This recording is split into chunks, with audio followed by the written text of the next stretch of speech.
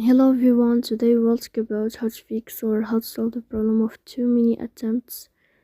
Try again later. On the application of X Twitter, you will go to settings. In this list, you will click on apps, default apps, app settings.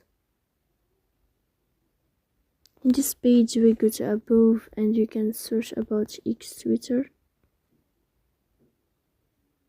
Here in this page of app info, you will click on first stop and you will click OK. Then you will enter to the window of storage. Then we click on clear cache. But pay attention, don't click clear data because that can delete your account. Here you can turn off your Wi-Fi and you can turn on your Wi-Fi again to fix that problem.